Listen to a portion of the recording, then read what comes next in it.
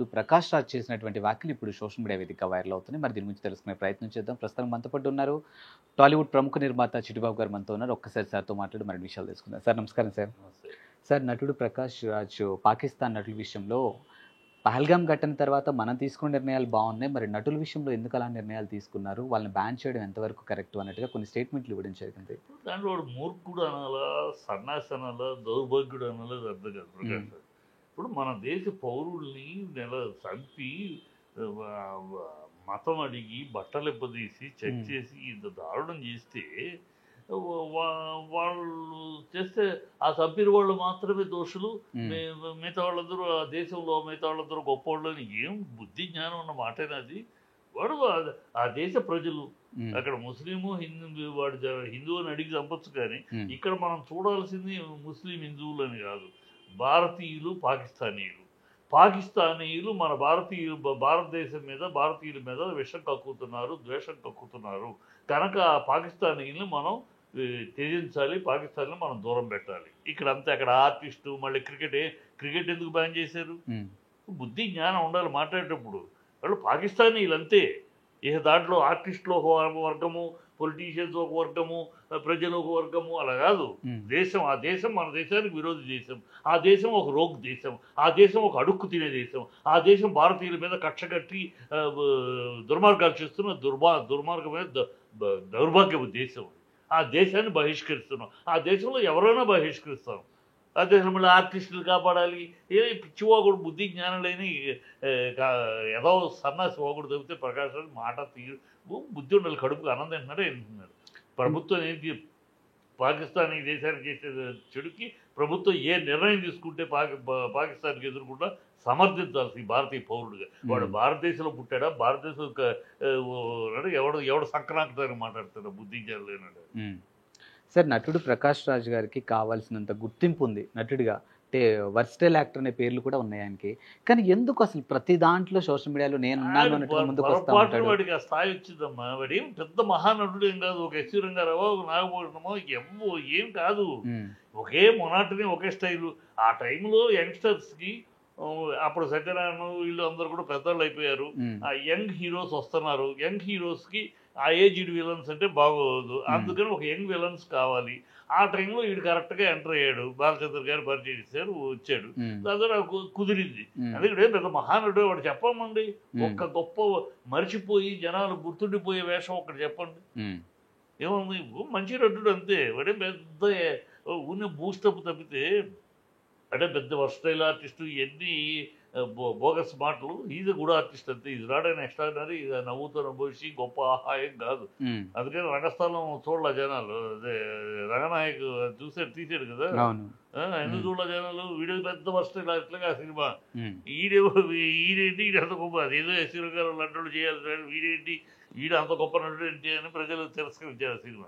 వీడు చేయకుండా వాడి స్థాయి అంతే, మంచి ఆర్టిస్ట్ అంతవరకు. అంతేగాని వీడేదో ఒకే స్టైల్ ఆఫ్ డైలాగు, ఒకే స్టైల్ ఆఫ్ పర్ఫార్మెన్సు అదే ఉంటుంది. కథ యంగ్ హీరోస్ మధ్య యంగ్ విలన్ కావాల్సి ఉంది. ఇప్పుడు జగపతి బాబు వచ్చాడు, అడ్రస్ అక్కడ పోయాడు, ఏ సినిమాలో ఉన్నాడు? ఒక యంగ్స్టర్స్ రాగానే, మిగతా విలన్స్ రాగానే, యంగ్ హీరో విలన్స్ రాగానే రావు రమేష్, జగపతి బాబు వచ్చారు, కనపట్టలేదుగా. ఎవరు ఆ టైంలో ఎవరు లేరు, అందరూ ఏజ్డ్. సత్యనారాయణ, రాఘవపురం ఒక్కొక్కరు ఏజ్డ్ అయిపోయారు. యంగ్ హీరోస్ మధ్య ఏజ్డ్ విలన్ అంటే బాగోదు. అందువల్ల యంగ్ విలన్ కోసం చూశారు. ఆ టైంలో వీడు అదృష్టం వీడు కలిసి వచ్చింది అంతే. అంత తప్పించి వాడు పెద్ద గొప్ప ఆర్టిస్టు గారికి గుడ్ ఆర్టిస్ట్ ఏం కాదమ్మా. చెట్టు లేని చోట ఆమోదం చెట్టు మహావృక్షం. ఆ టైంలో ఉన్న ఆర్టిస్టులో వీడు కాస్త అవార్డులకి వచ్చేసి దాంతో ఏదో పుడికిలాగా ఫీల్ అయిపోయి మాట్లాడుతూ ఉంటాడు.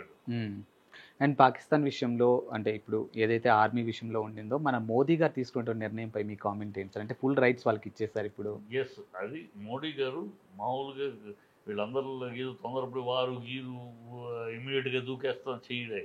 ఆయన చాలా కూలంకషంగా ఏ విషయం చేసినా మోడీ గారిని మీరు అబ్జర్వ్ చేస్తే, అది రామాలయ నిర్మాణం అవ్వచ్చు, 370 ఆర్టికల్ అవ్వచ్చు, త్రిబుల్ తలాక్ అవ్వచ్చు, ఏం చేసినా ఎక్కడ మళ్ళీ దానికి సంబంధించి ఒక చిన్న అల్లరిలో కూడా లేకుండా అంత కూలంకషంగా చూసి అవగాహన చేసుకుని కొడతాడు దెబ్బ, కొడితే మళ్ళీ లేగలేదు. అందుకని ఇప్పుడు ఆయన అన్ని రకాలు చేస్తారు దౌత్యపరంగా. ఏదో అగ్రదేశాలన్నింటినీ మనకు సమర్థింపుగా వాళ్ళు స్టేట్మెంట్ ఇస్తున్నారు. సో అక్కడ దౌత్యపరంగా అగ్రరాజ్యాలన్నింటినీ మనం ఏం చేసినా వాళ్ళు సమర్థిస్తానికి, ఏమి చేసినా సమర్థిస్తాం అనే మాట వాళ్ళతో అనిపించాడు, తీసుకొచ్చాడు. వాళ్ళని ఆర్థికంగా వాణిజ్యం క్లోజ్ చేసాం, ఆర్థికంగా అడుక్కు తింటున్నారు. ఆల్రెడీ అడుక్కు తింటున్న దేశం అది. ఇప్పుడు వాళ్ళ అవసరాలు, ప్రజల అవసరాలు తీసి నీటిని క్లోజ్ చేయడంతో తాగడానికి కూడా నీళ్ళు పరిస్థితి. సో అతను వాళ్ళని అష్టదిగ్బంధనం చేసి, మోడీ గారు చేసేది వాళ్ళని అష్టదిగ్బంధనం చేసి అన్ని రకాలుగా వాళ్ళు ఏ కారణం ఎటు వెళ్ళటానికి, అడుక్కు తినడానికి కూడా లేకుండా IMF కూడా డబ్బులు ఇచ్చే పరిస్థితి లేదు. ఇలా అడుక్కు తినేదానికి కూడా బొచ్చి పట్టుకున్న బొచ్చిలో రూపాయి వేయటానికి కూడా ఏ దేశం రెడీగా లేదు. అట్లా తయారు చేశాడు ఆయన. అట్లా ఏకాకం చేసి ఇప్పుడు వాళ్ళు బుద్ధి, జ్ఞానం, కడుపుకు అన్నం తినే ఆ పాకిస్తాన్ దేశం ఒక దుర్మార్గ అడుక్కు తినే దేశం.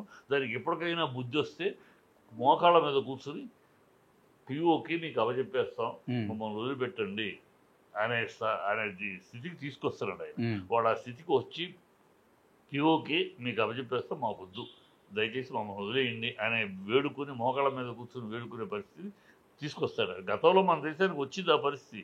కానీ ఆ టైంలో ఈ కాంగ్రెస్ ప్రభుత్వం క్షుద్ర ప్రభుత్వం కదా, అవకాశం వచ్చినప్పుడు బంగ్లాదేశ్ వారప్పుడు 1,00,000 పైచలకు సైనికులు మన ముందు మోకరిల్లారు. ఆ టైంలో POకి అప్పచెప్పండి, సైనికులు తీసుకెళ్ళండి అంటే మూసుకుని అప్పచెప్పేవాళ్ళు బాగా. ఆ టైంలో కాంగ్రెస్ విచక్షణ లేదు, విలక్షణ లేదు, వికృతమైన దానికి ఒక పాలసీ ఉంటుంది, ఏముండదు కదా. దాంతో ఊరికే పంపించారు. ఎలాంటి కండిషన్స్ లేకుండా అన్కండిషనల్గా వాళ్ళు పంపిస్తారు. వాళ్ళు అప్పుడు 52 మంది మన సైనికులు వాళ్ళ దగ్గర ఉంటే ఇప్పటికి మొత్తం పంపించాలి. వాళ్ళు దుర్మార్గులు. ఈసారి మోడీ దగ్గర అవి సాగదు. ఖచ్చితంగా వాళ్ళ మెడలు వంచి మోకాళ్ళ మీద కూర్చోబెట్టి వాళ్ళకి బుద్ధి కలిగించి వాళ్ళు POకి అప్పచెప్పుకుంటే బతికి బట్ట కడతారు వాళ్ళు. POకి అప్పచెప్పకుండా మా ఎలుక తోక తెచ్చి ఏడాది ఉతికినా నలుపే కానీ తెలుపు కాదు అన్న దౌర్భాగ్యంగా కనుక పాకిస్తానీలు బిహేవ్ చేస్తే వాళ్ళ చిత్ర పటము, ప్రపంచ పటములో వాళ్ళ పేరు కూడా, పాకిస్తాన్ పేరు కూడా లేకుండా పరిస్థితి వస్తుంది. ఆ బుద్ధి, జ్ఞానం, కడుపుకు అన్నం తినే మనుషులు కాదనుకో, కడుపుకు అన్నం కూడా పాకిస్తాన్